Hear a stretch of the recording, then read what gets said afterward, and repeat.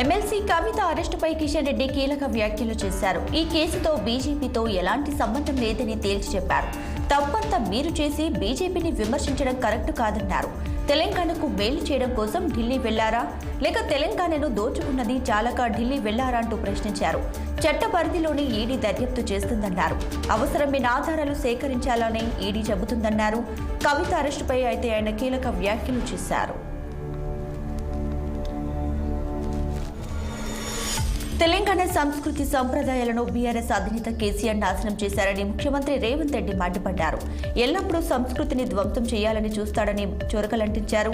మీటిది media కార్యక్రమంలో రేవంత్ రెడ్డి మాట్లాడారు. 1948 September 17కు ఎంతో ప్రాముఖ్యత ఉందని, అలాగే 2023 డిసెంబర్ 3కు చరిత్రలో అంతే ప్రాముఖ్యత ఉందని తెలియజేశారు.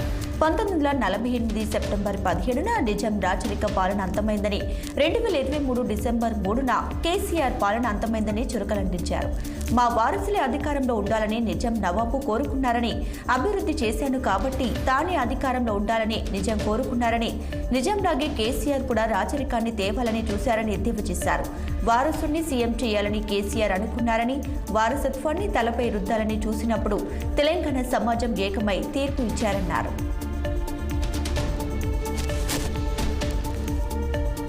బీఆర్ఎస్ పార్టీకి మరో షాక్ తగిలింది. ఆ పార్టీకి చేవెళ్ల ఎంపీ రంజిత్ రెడ్డి రాజీనామా చేశారు.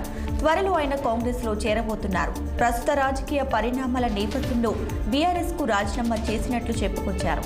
చేవెళ్ల ప్రజలకు సేవ చేసే అవకాశాలు ఇచ్చిన కేటీఆర్ కు ధన్యవాదాలు. నా రాజీనామా ఆమోదించాలని విజ్ఞప్తి చేస్తున్నా.